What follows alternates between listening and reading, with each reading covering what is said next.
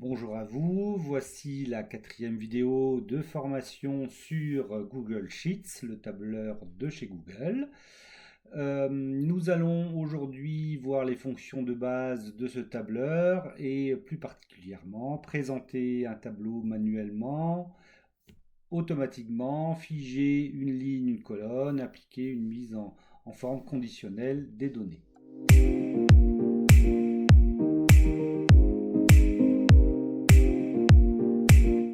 Nous allons prendre les mêmes données que la dernière vidéo et que nous allons mettre en forme aujourd'hui. Alors nous allons commencer par la mise en forme manuelle. Et donc pour cela, je vais d'abord mettre une couleur à l'entête de notre tableau.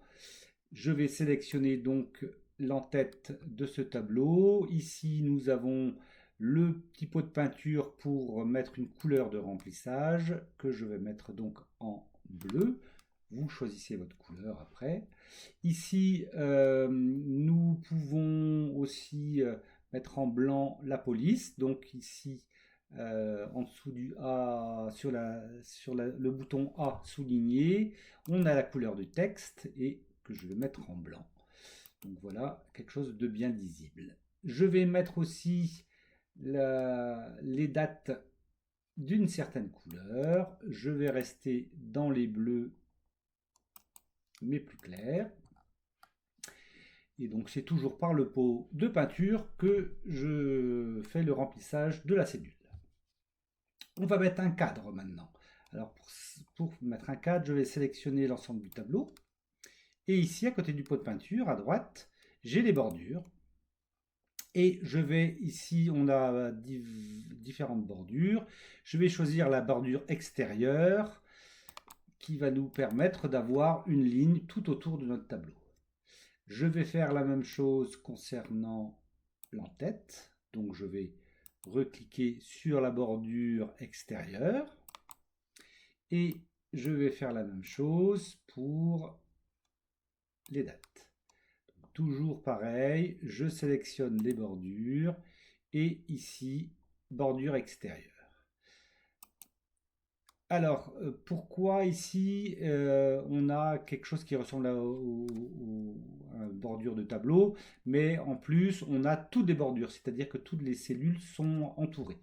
Donc ça, moi je veux éviter, pour avoir un tableau un peu plus clair, je préfère ne pas avoir trop de lignes. Voilà la mise en page manuelle de notre tableau qui est réalisée là maintenant. Et je vous propose de passer maintenant à la mise en page automatique d'un tableau. Et dans Google, ils ont quelque chose d'assez particulier puisqu'ils ont un format et convertir en tableau.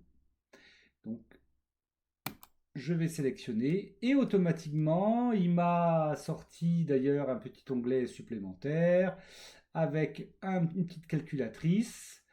Ici, date, il a bien vu que c'était des dates, donc c'est un petit calendrier. Et ici, il a bien vu que c'était des chiffres aussi. Donc, il nous a mis notre tableau totalement en format automatique. Et donc, en un clic ou deux clics, j'ai ce format. Après, on peut donc ici ajuster les couleurs de l'entête. Hein. On a le droit parce qu'il nous a imposé le vert, mais on peut le mettre en violet ou une autre couleur si on le souhaite, ou la personnaliser. Et on a aussi les couleurs alternées dans le tableau, où on peut supprimer ce quadrillage alterné là. Et je reviens puisque c'était une belle présentation. Et donc là, on a vraiment un tableau qui est mis à jour par Google automatiquement. Alors, maintenant, nous revenons au troisième sujet du jour, c'est figer une ligne et une colonne. Et là, on peut voir que en mettant le tableau automatique dans Google, il nous a figé déjà la première ligne. puisque il l'a transformé en tableau. Il considère que l'entête du tableau est affigée, ce qui permet de se déplacer plus facilement dans le tableau. Et par exemple, ici maintenant, on est arrivé en bas du tableau et on a toujours l'entête. Donc on sait bien que la première colonne, c'est toujours les températures maximales en degrés et la deuxième, c'est les températures minimales. Donc ça permet de bien lire un tableau aussi. Je vais revenir en arrière et je vais vous montrer comment figer les lignes manuellement aussi, puisque c'est important de savoir ça pour différents exercices. Alors je reviens en arrière. C'était la présentation initiale avec ma présentation manuelle du tableau. Et ici, quand je descends avec la molette de la souris, on a bien vu que le titre s'enlevait. Et quand on veut regarder les données du 31 août, les 18,9, on ne sait pas à quoi ça correspond, on n'a plus l'information de l'entête. Quand on a un grand tableau, c'est bien plus compliqué de savoir quelle est l'entête. Ici, c'était quand même assez simple de savoir que la première colonne, c'était température maximale.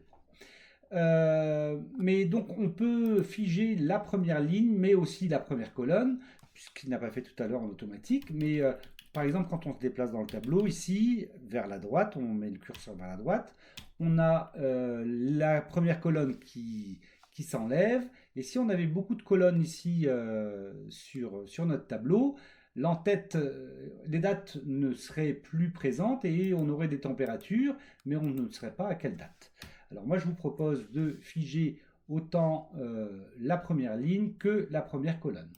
Alors pour cela, on va dans Affichage et on a Figer. Figer une ligne. Donc là, on a bien un gros trait gris qui s'est mis en place pour dire que c'est bien figé.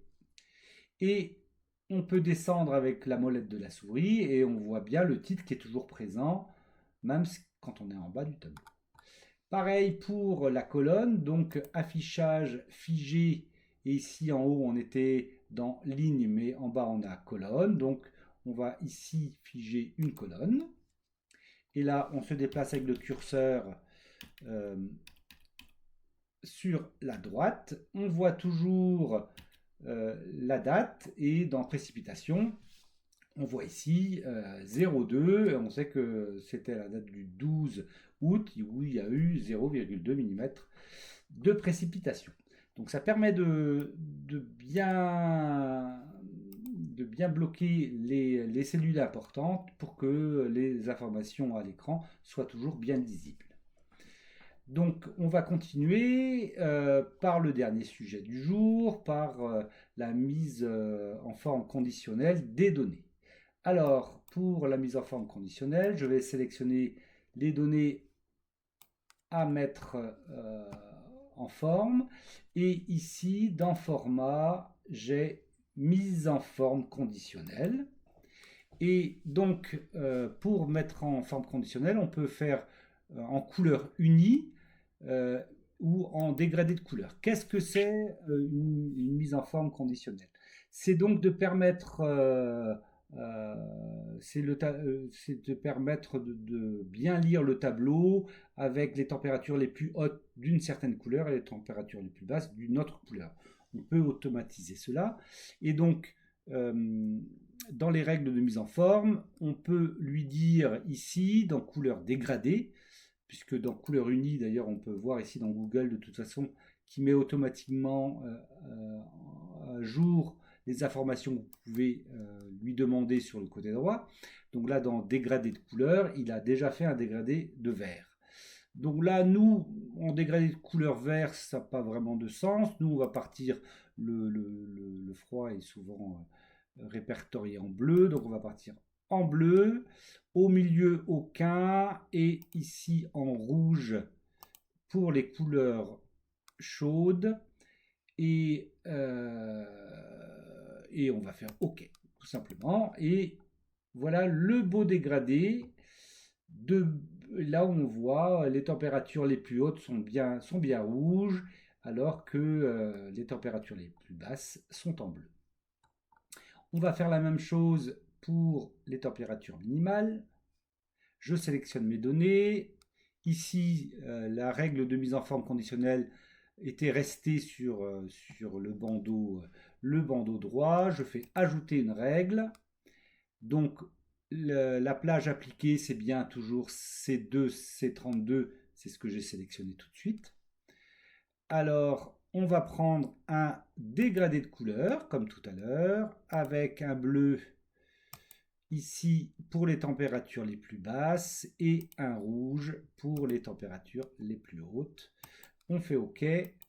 Comme ça, on peut voir les différentes couleurs de température qu'on peut avoir dans les minimales et dans les maximales. Alors pour les précipitations, on fait la même chose. On rajoute ajouter une règle, mais c'était pareil si on passait par format mise en forme conditionnelle. Et donc ici la cellule D2, D32 en dégradé de couleur. On voit bien ici D2, D32. Alors la pluie, on va la mettre en bleu, en blanc dans un premier temps quand il n'y a pas de pluie et avec une précipitation maximale en bleu foncé. On fait OK et automatiquement ici dans notre tableau on a un léger bleu-gris quand il y a 1,2 mm de précipitation et quand il y a le 17,8 de précipitation, elle est en bleu foncé. Alors si ici je changeais ma donnée, par exemple à la place de 17,8 mm de précipitation, je tape 0. Automatiquement, il va nous changer la couleur de la colonne puisqu'il il fait son dégradé de couleur avec les données qui sont dans la cellule. Donc c'est important de savoir que automatiquement, ça se met à jour. Là, je reviens en arrière. Et d'ailleurs, toutes les données se sont mises à jour puisque il fait une moyenne de la colonne pour appliquer la couleur. Et donc si on met 0 sur le jour de précipitation où il y a eu le plus de précipitations, forcément la moyenne change et c'est le 10,6 qui est le jour où il y a le plus de précipitations et donc c'est lui qui est en bleu foncé. Je reviens en arrière, voilà. Et donc maintenant on a fini notre tableau. Si vous avez aimé cette vidéo, vous pouvez mettre un pouce bleu et vous abonner à la chaîne. Et on se retrouve dans une autre vidéo. À plus tard!